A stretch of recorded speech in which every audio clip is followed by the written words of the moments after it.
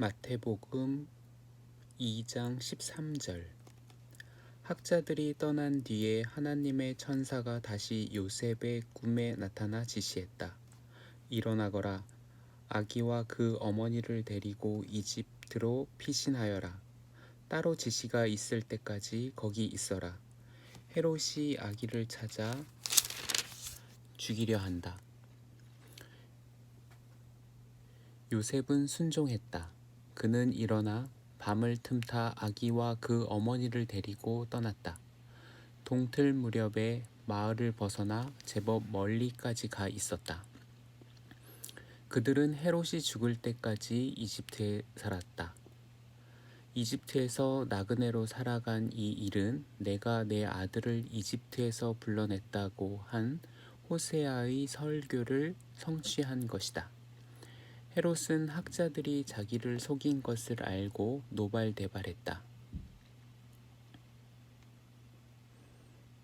그는 베들레헴과 그 부근에 사는 2살 이하의 사내 아이들을 모조리 죽이라고 명령했다. 그리하여 예레미야의 설교가 성취되었다. 라마의 소리가 들리니 슬픔에 겨운 울음소리다. 라헬이 자식 때문에 울며 위로도 마다하는구나. 죽어서 묻힌 자식들, 이제는 각오 없구나. 나중에 헤롯이 죽자 하나님의 천사가 이집트에 있는 요셉의 꿈에 나타났다. 일어나 아기와 그 어머니를 데리고 이스라엘로 돌아가거라.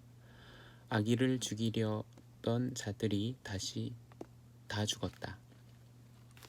요셉은 순종했다. 그는 일어나 아기와 그 어머니를 데리고 이스라엘로 다시 들어갔다. 그러나 아켈라오가 그 아버지 헤롯의 뒤를 이어 유대의 왕이 되었다는 말을 듣고 요셉은 그곳으로 가기를 두려워했다. 마침 요셉은 꿈에 갈릴리로 가라는 지시를 받았다. 그곳에 도착한 요셉은 나사렛 마을에 정착했다. 이로 인해 그는 나사렛 사람이라 할 것이다 라고 한 예언의 말씀이 성취되었다. 예수께서 갈릴리에 살고 계실 때 세례자라 하는 요한이 유대 광야에서 말씀을 전하고 있었다.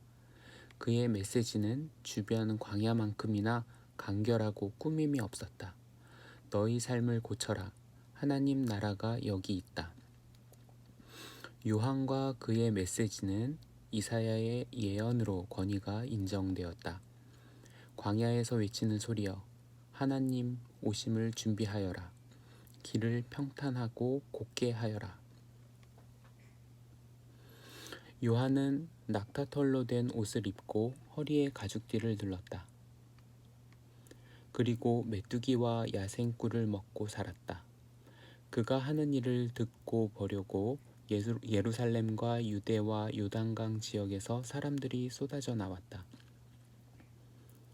죄를 고백하러 온 사람들은 그곳 요단강에서 세례를 받고 삶을 고치기로 결단했다. 세례가 점차 인기를 얻다 보니 많은 바리새인과 사두개인들도 세례를 체험하러 모습을 드러냈는데 이를 안 요한은 버럭 소리를 질렀다.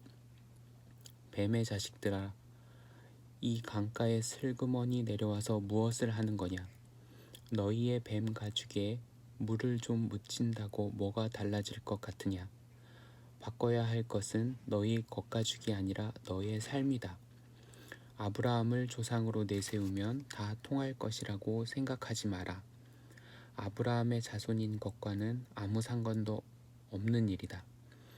흔해 빠진 것이 아브라함의 자손이다. 중요한 것은 너의 삶이다.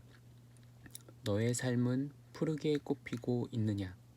말라 죽은 가지라면 땔감이 되고 말 것이다. 내가 이 강에서 세례를 주는 것은 너희의 옛 삶을 바꾸어 천국의 삶을 준비시키려는 것이다. 하지만 진짜는 이제부터다. 이 드라마의 주인공은 너희 안에 천국의 삶을, 너희 안에 불을, 너희 안에 성령을 발화시켜 너희를 완전히 바꾸어 놓으실 것이다. 그분께 비하면 나는 잔심부름꾼에 지나지 않는다. 그분은 집을 깨끗이 하실 것이다. 너희 삶을 대대적으로 정리하실 것이다.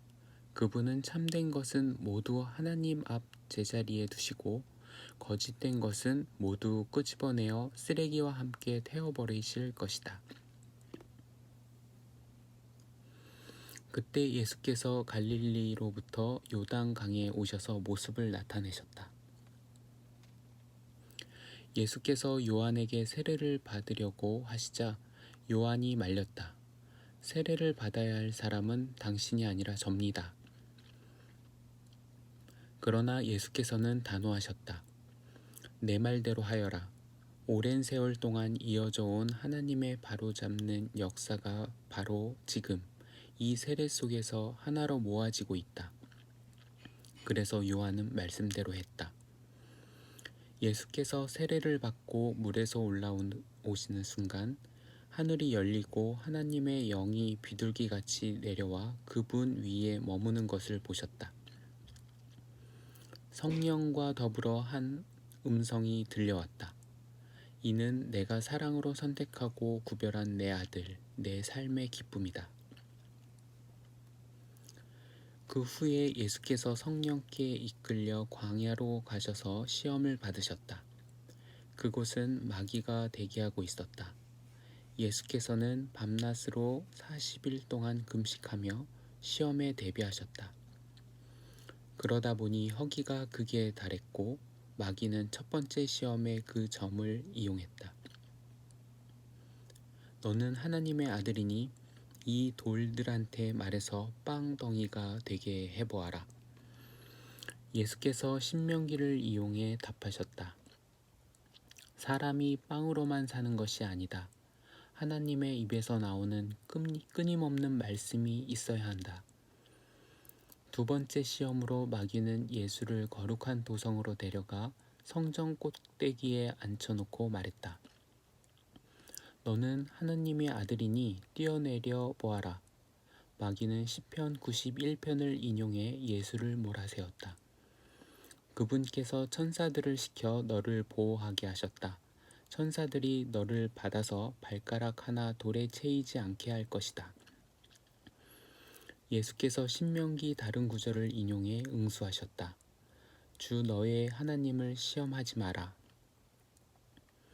세 번째 시험으로 마귀는 예수를 거대한 산 정상으로 데려갔다.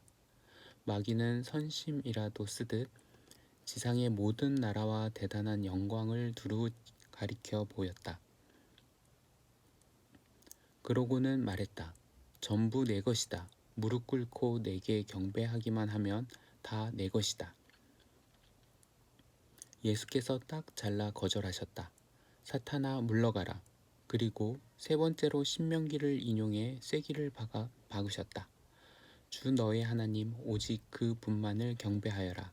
일편단심으로 그분을 섬겨라. 시험은 끝나고 마귀는 떠났다. 대신에 천사들이 와서 예수의 시중을 들었다. 예수께서 요한이 체포되었다는 말을 들으시고 갈릴리로 돌아가셨다. 예수께서는 고향 나사렛을 떠나 스불론과 납달리 기슭에 자리한 호숫가 마을 가버나움으로 가셨다. 이로써 이사야의 설교가 성취되었다. 스불론과 납달리 땅, 요단강 건너편 바다로 가는 길.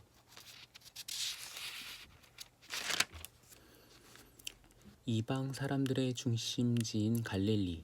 평생 어둠 속에 앉아있던 백성이 큰 빛을 보았고 칠흑같이 어두운 죽음의 땅에 앉았던 그들이 해 돋는 것을 보았다. 이사야의 이 예언 설교는 예수께서 말씀을 전하기 시작하신 순간에 갈릴리에서 성취되었다. 그분은 요한의 마지막 말을 이어받으셨다. 너의 삶을 고쳐라. 하나님 나라가 여기 있다.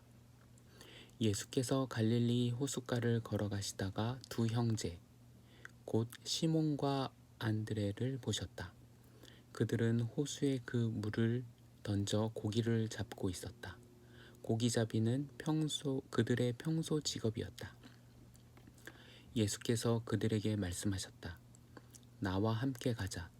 내가 너희를 새로운 어부가 되게 하겠다. 잉어와 가물치 대신에 사람을 낚는 법을 가르쳐 주겠다. 그들은 아무것도 묻지 않고 그대로 그물을 놓아두고 그분을 따라갔다.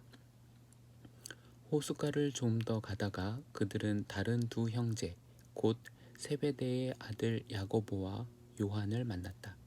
두 형제는 아버지 세베대와 함께 배에 앉아서 그물을 손질하고 있었다. 예수께서는 그들에게도 똑같이 제안하셨고 그들 역시 배와 자기 아버지를 버려두고 곧바로 그분을 따라갔다. 예수께서 거기서부터 온 갈릴리를 두루 다니셨다. 예수께서는 회당을 집회 장소로 삼아 사람들에게 하나님의 진리를 가르치셨다. 하나님 나라가 그분의 주제였다. 바로 지금 그들이 하나님의 선하신 통치 아래 있다는 것이다. 또한 예수께서는 질병과 잘못된 생활로 고통받는 사람들을 고쳐주셨다. 로마의 지배를 받던 시리아 전 지역에 소문이 퍼졌다. 사람들은 정신질환, 정서질환, 신체질환 할 것 없이 아픈 사람이면 누구나 데려왔다. 예수께서는 그들 한 사람 한 사람을 고쳐주셨다. 점점 더 많은 사람들이 모여들었고 그 행렬은 끝이 없었다. 갈릴리에서 온 사람들 외에도 호수 건너편 데가볼리에서 사람들이 무리지어 왔다. 예루살렘과 유대에서 온 사람들도 있었고 요단강 건너편에서 온 사람들도 있었다.